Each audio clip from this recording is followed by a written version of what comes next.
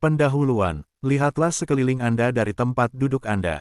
Akan Anda dapati bahwa segala sesuatu di ruang ini adalah buatan, dindingnya, pelapisnya, atapnya, kursi tempat duduk Anda, gelas di atas meja dan pernak-pernik tak terhitung lainnya. Tidak ada satupun yang berada di ruang Anda dengan kehendak mereka sendiri. Gulungan tikar sederhana pun dibuat oleh seseorang, mereka tidak muncul dengan spontan atau secara kebetulan. Orang yang hendak membaca buku, mengetahui bahwa buku ini ditulis oleh pengarangnya karena alasan tertentu. Tak pernah terpikir olehnya bahwa barangkali buku ini muncul secara kebetulan.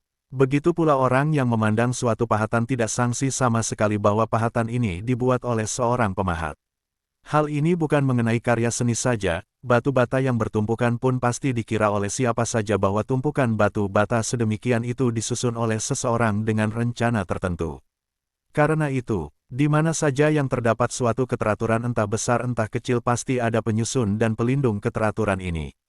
Jika pada suatu hari seseorang berkata dan menyatakan bahwa besi mentah dan batu bara bersama-sama membentuk baja secara kebetulan, yang kemudian membentuk menara Eiffel secara lagi-lagi kebetulan, tidakkah ia dan orang yang mempercayainya akan dianggap gila? Pernyataan teori evolusi, suatu metode unik penyangkal keberadaan Tuhan, tidak berbeda daripada ini. Menurut teori ini, molekul-molekul anorganik membentuk asam-asam amino secara kebetulan, asam-asam amino membentuk protein-protein secara kebetulan, dan akhirnya protein-protein membentuk makhluk hidup secara lagi-lagi kebetulan. Akan tetapi, kemungkinan pembentukan makhluk hidup secara kebetulan ini lebih kecil daripada kemungkinan pembentukan menara Eiffel dengan cara yang serupa, karena sel manusia bahkan lebih rumit daripada segala struktur buatan manusia di dunia ini. Bagaimana mungkin mengira bahwa keseimbangan di dunia ini timbul secara kebetulan bila keserasian alam yang luar biasa ini pun bisa teramati dengan mata telanjang? Pernyataan bahwa alam semesta, yang semua unsurnya menyiratkan keberadaan penciptanya, muncul dengan kehendaknya sendiri itu tidak masuk akal. Karena itu, pada keseimbangan yang bisa dilihat di mana-mana dari tubuh kita sampai ujung-ujung terjauh alam semesta yang luasnya tak terbayangkan ini pasti ada pemiliknya. Jadi, siapakah pencipta ini yang menakdirkan segala sesuatu secara cermat dan menciptakan semuanya? Ia tidak mungkin zat material yang hadir di alam semesta ini, karena ia pasti sudah ada sebelum adanya alam semesta dan menciptakan alam semesta dari sana. Pencipta yang maha kuasa ialah yang mengadakan segala sesuatu, sekalipun keberadaannya tanpa awal ataupun akhir. Agama mengajari kita identitas pencipta kita yang keberadaannya kita temukan melalui akal kita. Melalui agama yang diungkapkan kepada kita, kita tahu bahwa Dia itu Allah, Maha Pengasih dan Maha Pemurah, yang menciptakan langit dan bumi dari kehampaan. Meskipun kebanyakan orang mempunyai kemampuan untuk memahami kenyataan ini, mereka menjalani kehidupan tanpa menyadari hal itu.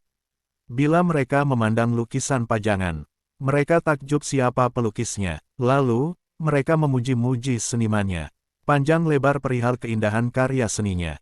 Walau ada kenyataan bahwa mereka menghadapi begitu banyak keaslian yang menggambarkan hal itu di sekeliling mereka, mereka masih tidak mengakui keberadaan Allah, satu-satunya pemilik keindahan-keindahan ini. Sesungguhnya, penelitian yang mendalam pun tidak dibutuhkan untuk memahami keberadaan Allah. Bahkan seandainya seseorang harus tinggal di suatu ruang sejak kelahirannya, pernak-pernik bukti di ruang itu saja sudah cukup bagi dia untuk menyadari keberadaan Allah. Tubuh manusia menyediakan begitu banyak bukti yang mungkin tidak terdapat di berjilid-jilid ensiklopedi. Bahkan dengan berpikir beberapa menit saja mengenai itu semua sudah memadai untuk memahami keberadaan Allah. Tatanan yang ada ini dilindungi dan dipelihara oleh Dia. Tubuh manusia bukan satu-satunya bahan pemikiran. Kehidupan itu ada di setiap milimeter bidang di bumi ini, entah bisa diamati oleh manusia entah tidak. Dunia ini mengandung begitu banyak makhluk hidup, dari organisme uniseluler hingga tanaman, dari serangga hingga binatang laut, dan dari burung hingga manusia. Jika Anda menjumput segenggam tanah dan memandangnya, di sini pun Anda bisa menemukan banyak makhluk hidup dengan karakteristik yang berlainan. Di kulit Anda pun, terdapat banyak makhluk hidup yang namanya tidak Anda kenal. Di isi perut semua makhluk hidup terdapat jutaan bakteri atau organisme uniseluler yang membantu pencernaan. Populasi hewan di dunia ini jauh lebih banyak daripada populasi manusia. Jika kita juga mempertimbangkan dunia flora, kita lihat bahwa tidak ada nokta tunggal di bumi ini yang tidak mengandung kehidupan. Semua makhluk ini yang tertebar di suatu bidang seluas lebih daripada jutaan kilometer persegi itu mempunyai sistem tubuh yang berlainan, kehidupan yang berbeda, dan pengaruh yang berbeda terhadap keseimbangan lingkungan. Pernyataan bahwa semua ini muncul secara kebetulan tanpa maksud ataupun tujuan itu gila-gilaan. Tidak ada makhluk hidup yang muncul melalui kehendak atau upaya mereka sendiri. Tidak ada peristiwa kebetulan yang bisa menghasilkan sistem-sistem yang serumit itu. Semua bukti ini mengarahkan kita ke suatu kesimpulan bahwa alam semesta berjalan dengan kesadaran tertentu. Lantas, apa sumber kesadaran ini? Tentu saja bukan makhluk-makhluk yang terdapat di dalamnya. Tidak ada satupun yang menjaga keserasian tatanan ini. Keberadaan dan keagungan Allah mengungkap sendiri melalui bukti-bukti yang tak terhitung di alam semesta. Sebenarnya, tidak ada satu orang pun di bumi ini yang tidak akan menerima kenyataan bukti ini dalam hati sanubarinya. Sekalipun demikian, mereka masih mengingkarinya, secara lalim dan angkuh, kendati hati sanubari mereka meyakininya, sebagaimana yang dinyatakan dalam Al-Quran. Surat An-Naml, 14. Buku ini ditulis untuk menunjukkan kenyataan yang diingkari oleh sebagian orang ini karena keberadaannya, dan juga untuk membongkar penipuan dan penyimpulan jahiliyah yang menjadi sandaran mereka.